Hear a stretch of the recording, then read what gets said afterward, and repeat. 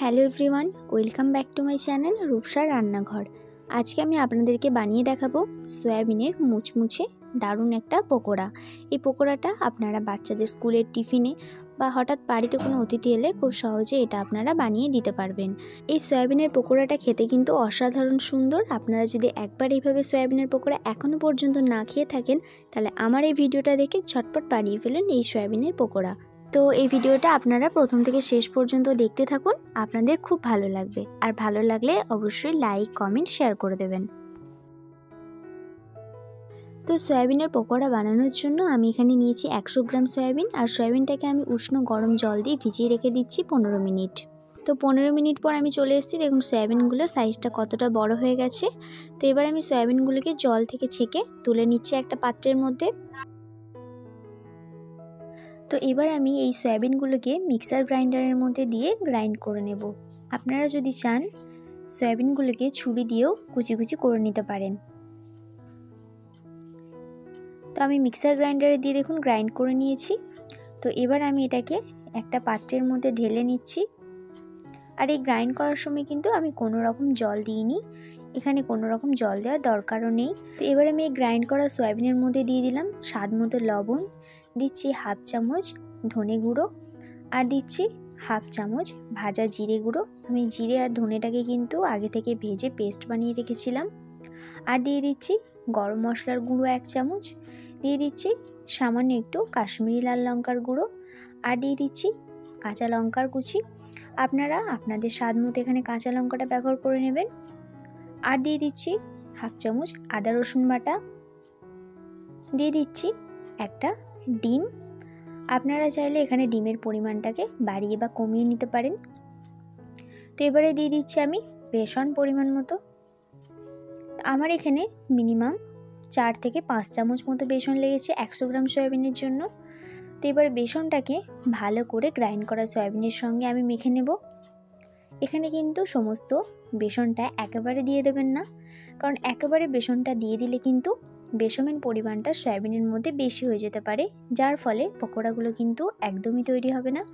তো ভালো করে সয়াবিনটাকে বেসনের সঙ্গে মিশিয়ে নিয়ে আমি সয়াবিনের মধ্যে দিয়ে দিলাম পেঁয়াজের পেস্ট। আমি পেঁয়াজটাকে অল্প পেস্ট করে নিয়েছি। তো আমার এদিকে মাখা হয়ে গেছে সয়াবিনটাকে। তো এবার আমি গোল গোল করে নিচ্ছি। আপনারা যদি চান এর শেপটাকে কিন্তু চ্যাপটাও তৈরি করে নিতে পারেন। যে সমস্ত বাচ্চারা সয়াবিন খেতে একদম পছন্দ করেন না, তো তাদের জন্য আপনারা এইভাবে একবার সয়াবিনের পকোড়াটা ট্রাই করতে পারেন। এটা কিন্তু পুষ্টিতে ভরা এবং খেতেও দারুণ সুন্দর, এবং বাচ্চারা বুঝতেও পারবে না যে এটা সয়াবিনের তৈরি। তো দেখুন আমি সমস্ত সয়াবিনগুলোকে এরকম গোল গোল করে নিয়েছি। তো এবার আমি সয়াবিনগুলোকে পোট করে নেব। তো সয়াবিনটাকে পোট করার জন্য আমি এখানে নিয়েছি টোস্টের গুঁড়ো। আমি টোস্টটাকে মিক্সির জারের মধ্যে দিয়ে এরকম গুঁড়ো করে নিয়েছি। তো টোস্টের গুঁড়ো দিয়ে আমি ভালো করে সয়াবিনের পকোড়াগুলোকে পোট করে নেব।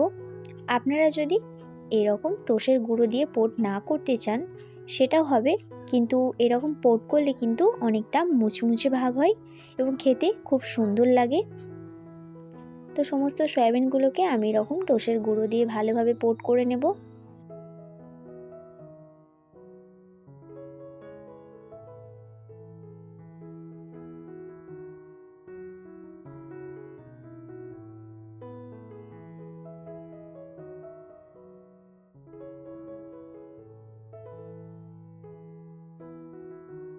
তো এই যে আমি সমস্ত সয়াবিনের পকোড়াগুলোকে পোট করে নিয়েছি।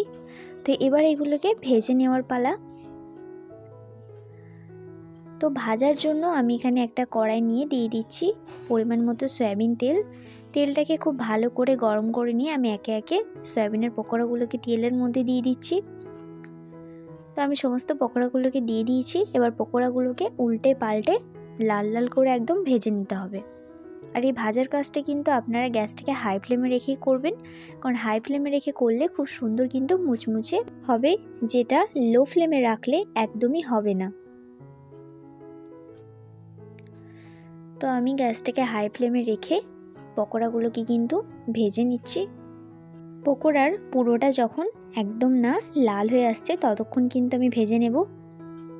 তো দেখুন পকোড়ার কালারটা কিন্তু পুরোটা একদম লাল হয়ে এসছে। তো আমি এবার তুলে নিচ্ছি একটা প্লেটের মধ্যে। তো আপনারা পকোড়াটা দেখে বুঝতে পারছেন এটা কতটা মুচমুচে এবং খেতে কতটা সুন্দর হবে। তো আজকে আমার পকোড়া রান্নার রেসিপি এখানেই শেষ। আশা করছি আপনাদের এই রেসিপিটা ভালো লেগেছে। ভালো লাগলে অবশ্যই লাইক, কমেন্ট, শেয়ার করে দেবেন, কারণ আপনাদের একটা লাইকে বা কমেন্টে আমাকে পরবর্তী ভিডিও বানাতে অনেক বেশি উৎসাহিত করে তোলে। তো আজকের মতো এই পর্যন্তই। আবার দেখা হবে অন্য কোনো নতুন রেসিপির সঙ্গে।